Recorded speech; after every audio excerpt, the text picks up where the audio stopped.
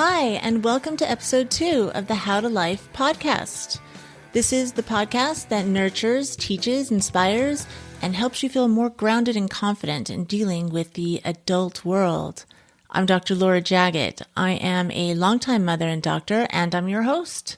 And my goal is to give you some guidance and some support. I want you to have some practical tools that can help you. And I really want to give you a virtual hug because adulting can be intimidating. Today's topic is on the benefits of a gratitude list. And you might be saying, what? Seriously? A gratitude list?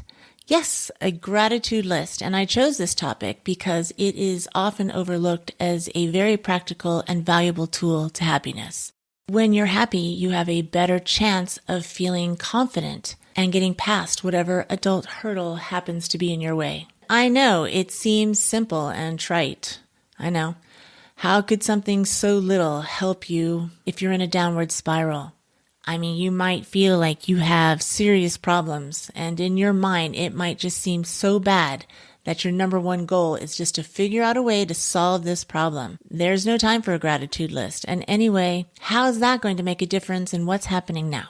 Well, what is happening now is already old news. It's happened.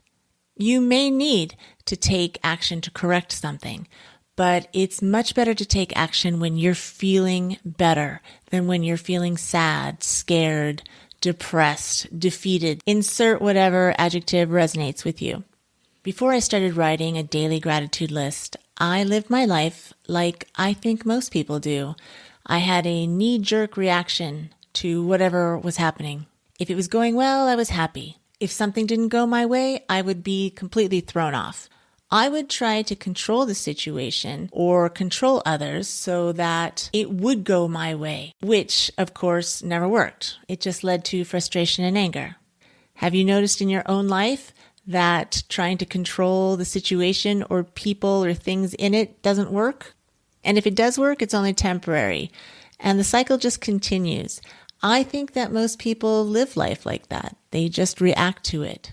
And I don't know about you, but it is terrible to feel like a victim of fate, to feel like you're just tossed around, afraid that that thing you don't want is going to happen sooner or later, just waiting for the other shoe to drop. It's a scary way to live. It's very disempowering. And for me, I just felt out of control. I hate feeling like I have no control.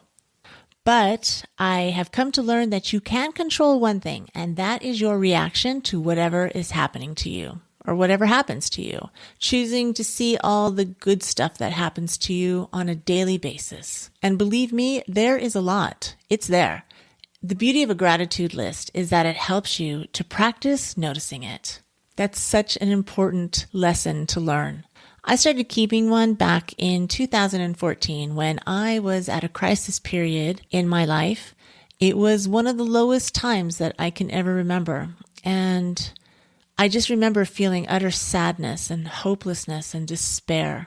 And I didn't see how it was going to change or when it was going to change. I just thought that if only I could control the circumstances, then I would have a chance at being happy. But all my attempts to find happiness from someone else or something outside of me failed. And in the midst of negative emotion, a very powerful desire began to emerge. I just knew I had to find a way to feel better. I decided that I had to find a way to feel better. Can you feel the power in the word decide? It's just so full of purpose and resolve as opposed to want, which is sort of a fleeting and uncommitted word, don't you think? I mean, yes, I wanted to feel better, but when I decided to do it, that's when things started to shift. That's when things really started turning around. Talk about gaining control of the situation. I went to the library and I started reading books, and one book led to another, to different authors who offered different tools and different advice, and I came across this suggestion of keeping a gratitude list. I liked that idea. It seemed manageable. It felt like it was all I could muster at the time. When you make a list, it's important to write down rather than just think about what you're putting on the list. Most people do need to write it down so that they don't forget it. And with a gratitude list, writing it down forces you to stop, notice, and reflect on whatever you're grateful for, at least for the time it takes you to write it down. It allows you to slow down that old momentum, that old habit of focusing on the negative. I did this daily, and I loved that it was something I could control. This was 100% in my control. And I soon noticed that although my circumstances hadn't changed, I had moments of feeling better. And it was so easy to do. It is easy to do. All you need is a journal or a notebook. And there's something very powerful about putting pen to paper. And I did that at first, but eventually I started to use an app because I'm a bit of a minimalist and I don't like stuff lying around. And also the app allowed me to jot down the good things that I encountered throughout my day right away. I find that if I wait till the end of the day, I forget about the little things. And it's actually the little things that count. Those little things add up. There are lots of free apps that you can download. I got one of them and it was enough for me. I use an app called Gratitude, a completely private journal app. I think that's the actual name of it, Gratitude, a completely private journal app. I will look it up and I'll put it down in the show notes for you. The free version allows me to list all the great things that happen to me every day. There are pretty colors that you can choose for backgrounds. You can post a photo if you like. There are daily affirmations, or you can write your own and just hit that affirmation as many times as you want. And for me, that was perfect. When I started keeping a daily gratitude list, it was surprisingly very difficult. At the time, I was so sad and so lethargic. I couldn't think of anything. The problem was that I was just going too big. I was looking for the big win or something really outstanding to put on my list, but nothing like that was happening at the time. Luckily, my app gave me suggestions of what to write, and they were so simple that it seemed silly. Yeah, the sun shines. Yep, I breathe without thinking about it. Is that a big deal? Because in my mind, that was just a given. I now know that I took so much for granted. I didn't realize it then, but I was ungrateful. I'm glad I didn't realize that then, because that's a hard thing to admit about yourself, even in the best of times. And I was feeling pretty much like a failure then, and that would have just added to that sense of failure. But I was thankfully unaware about that, and I was wanting to feel better, so I went along and played their silly game. I put down the mundane. I put down the obvious. I am grateful for my children. Yes, that was true. I did not really have to dig deep for that one. I'm grateful that I have a home to live in. Yeah, that's true. It could be worse. I have people who love me. It was a gorgeous day today. My favorite shampoo was on sale. Little things like that just started adding up. I liked the things I was writing down, and I started to think, what else can I put down here? And it got easier and easier. And more importantly, I now had something that I could focus on, something that I could choose and control. And that felt good to me. And feeling good, even for a little bit, was such a relief. I used to wait until the end of the day to write my list, as I said, but by then I was tired or still depressed, and it was hard for me to remember. So I started writing things down as they happened. I enjoyed watching the list get longer, and looking for things that made it longer was purposeful. And I felt accomplished for completing it. I felt better reflecting on everything that was on it. Now in the beginning, because up until that point I had created quite a lot of a negative momentum, I would fall off the wagon a lot, several times a day probably. And even though I was reading books and feeling more motivated and better for the moment, I would still find myself off in the bushes. For a while, I guess it felt like a long while, I'd get so wrapped up in the what was, my reality, and I would feel sad again. And that is obvious because sadness was my default setting. Of course that was going to come to the surface. That's all I had been practicing up to that point. So in an effort to change that, I started reading my old lists. I would reread the previous lists and I'd start to feel better. And that little change of direction really helped to stop that negative momentum. I was also taken aback by the fact that I had forgotten so many nice things that had happened to me as recently as the day before. In reading those old lists, I felt better, and I'd go back many days and read what happened, remembered how nice that was, how good it felt, and the now would become better. And slowly, but actually not so slowly, my perspective started changing. And what do you know? My life started changing. It seemed like it did anyway, but did it actually? No, not really. Nothing major happened, but my perspective changed and I felt better. And getting to a place of neutral from despair was huge. Realizing that my pessimistic outlook was a habit was huge. Habits can be broken, and the gratitude list helped me break that habit of focusing on the negative. I was very content to be in neutral. I was grateful to be in neutral. It was such a blessed relief from despair. And I continued to make a point to notice the nice things, the people, the encounters that were happening in my life on a daily basis. Suddenly, I realized I was hopeful. That was so fun. It was another notch up the emotional scale. Hopeful is when you notice that your life is filled with enough examples of good things that you're pretty sure more are coming. I began to look forward to what nice things were in store for me the next day. It kept encouraging me to look for the good. It takes some time to break a habit. It takes practice. It takes a lot of practice. And it's a daily decision until it becomes a part of the new version of you. You know, what is the current you? Because we're always changing and evolving. And at different speeds. Whatever your speed is, it's always the right one for you at any given moment. So don't compare yourself to anybody else. Just focus on you. After a year, I felt like I was starting to get it. I had my balance. And then I got hit by a big wave of life. Here's where I had to put my money where my mouth was. Here was a situation where I had to demonstrate all that I had been practicing, everything that I had learned so far. The big test came about a year after I had started keeping my gratitude list. Up to that point, I was keeping up pretty well, staying on my surfboard of life most of the time, until I encountered an obviously unresolved issue that triggered me in a big and negative way, and I got thrown off. And try as I might, I was unable to keep my balance. Instead, I just kept focusing on this thing that made me sad. And one day, while I was driving, thinking about poor me, I got into a pretty big car accident. Was life unfair? No, it was not. You get what you think about. I had been thinking and feeling negatively, and now this happened. True, there was a whole lot more negative for me to now focus on. But there's also nothing like something this big to grab you by the shoulders and slap you and say, snap out of it. I knew what I had to do. I had been practicing for a year, so I just started again.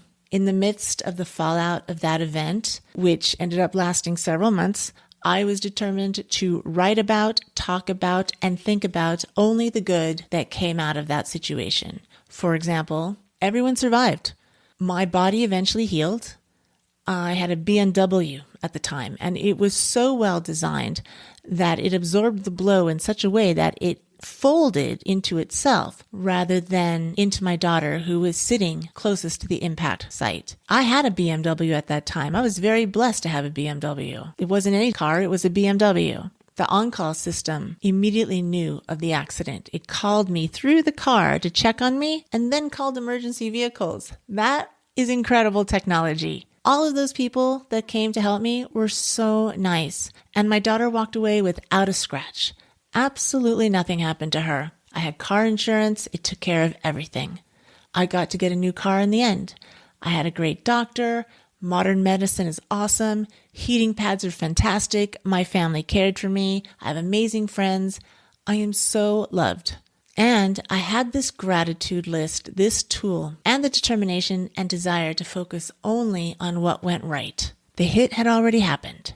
There was nothing I could do to change the event. And even though I had to do things to clean up the fallout, and I was reminded about it every day, choosing where to place my focus and telling the story in the best way that I could made getting through that unpleasant situation not only bearable, but I came out stronger and better for it. And I definitely learned how to be much more consistently grateful and happy from that point on. You don't have to have a big, dramatic, negative event to help you look on the bright side. It doesn't have to be that way, but it sure does get you moving.